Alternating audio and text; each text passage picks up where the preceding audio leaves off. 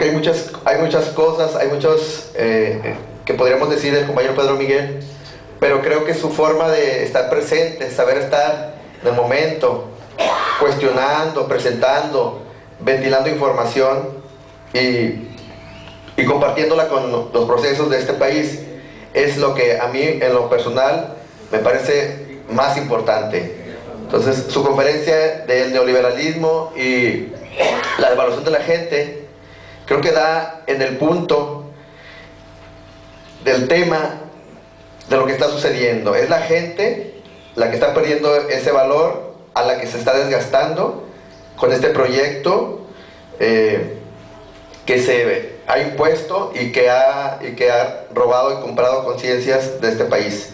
Entonces, sin más preámbulos, un aplauso para nuestro invitado especial, uno de ellos, el compañero Pedro Miguel. Gracias.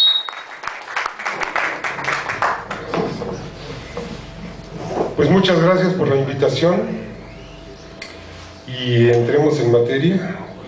Si se empiezan a aburrir, me dicen y yo me callo. El capital es una cosa muy rara. El capital suele estarse tranquilo cuando está ganando 5 o 10% al año, ¿no? Pero de pronto empieza a buscar más ganancia, más plusvalía, y empieza a querer 15 y empieza a querer 20 al año, y si tiene 20, ¿por qué no 25? Y esta aceleración de la sed de ganancia del capitalismo y del capital es lo que desemboca en la fase del neoliberalismo.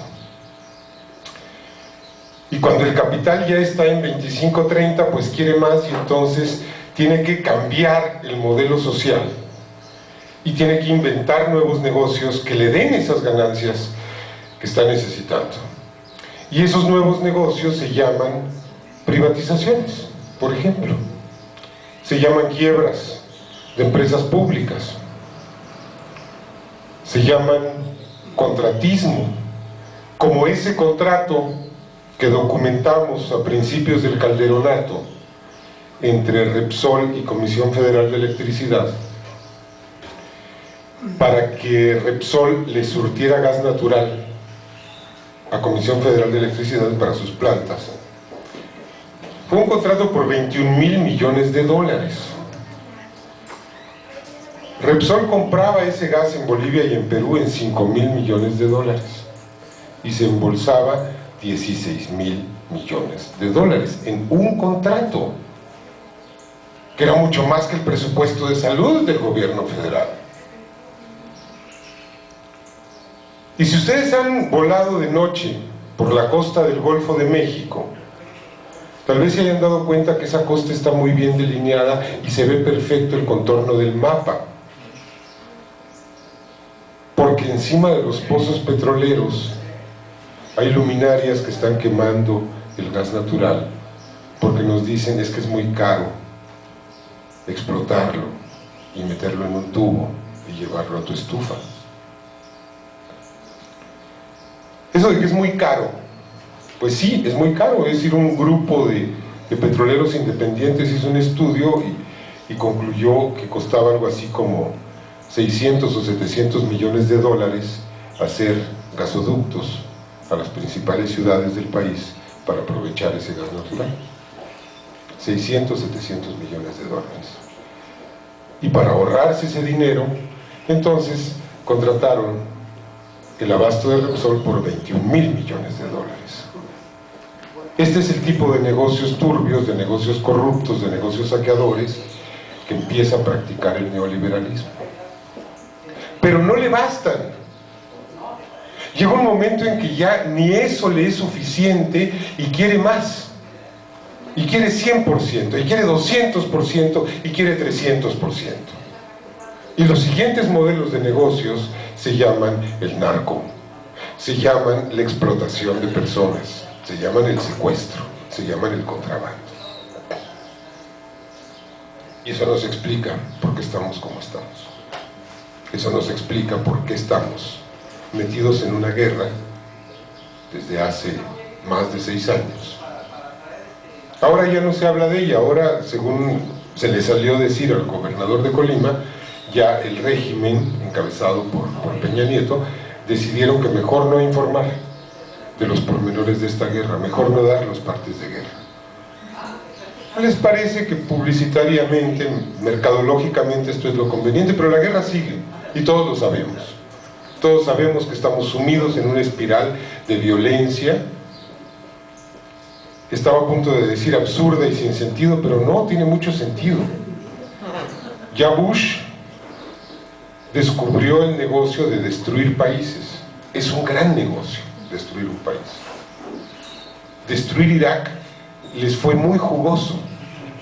Destruir Afganistán les fue muy jugoso. Porque no solo venden armas, es que luego vienen y venden la paz. Es que luego vienen y venden la reconstrucción. Y en el ínterin se apoderan de todo aquello de lo que no se habían apoderado antes. Empieza en los años 80, ya un poco remotos, y que tuvo entre sus primeras víctimas a los trabajadores de Fundidora Monterrey en el 86, si mal no recuerdo, 85, 86. Mayo 86. Okay. ¿Qué fue esto? Bueno, esto empieza en Estados Unidos. Empieza en Estados Unidos cuando los dueños del capital, que ya están con esta inquietud de que tenemos que sacar más dinero y más utilidades, empiezan a pensar en maneras de presionar a su propia clase trabajadora para bajarles salarios, para bajarles prestaciones, para bajarles todo esto. Y dicen, inventemos el libre comercio. Y en los años 80 empieza a gestarse lo que después el vendepatrias de Salinas de Gortari iba a firmar en el 94, que fue el Tratado de Libre Comercio en el 92, y que entró en vigor en el 94. Era muy simple. Se les decía a los obreros de Estados Unidos: ¿no quieres ganar menos? ¿No quieres tener menos prestaciones? No hay problema, me llevo la fábrica a México, chato. A ver cómo le haces. Y se le ofreció así a una burguesía mexicana que empezaba a volverse oligárquica un negocio, que era el negocio de la inserción de la economía mexicana en la economía global. ¿Y qué teníamos nosotros para vender como país? Pues teníamos una poca de turismo, teníamos una poca de droga, petróleo, que todavía no era mucho en ese tiempo, es decir, todavía en los tiempos de López Portillo estábamos en niveles de explotación y producción y exportación de petróleo de 1 millón de barriles diarios, 700,000 barriles diarios. Esto ya le provocaba escándalo a Alberto Castillo, porque decía, es que esto no va a parar, es que esto va a seguir, y esto se va a incrementar y nos van a chupar todo el petróleo. Pero teníamos una gran mercancía para vender en el mundo. Teníamos carne humana, teníamos población, podíamos exportar a nuestra población. Es más, ni siquiera teníamos necesidad de exportarla, la podíamos vender acá. Se podrían construir maquiladoras para que el gran capital viniera aquí a consumir carne humana. Y así se hizo. Y esto significó, desde luego, la destrucción de la industria nacional. Ha significado después la destrucción del mercado nacional y ha significado la destrucción del campo nacional. Y a la larga se ha traducido en la destrucción de la población misma.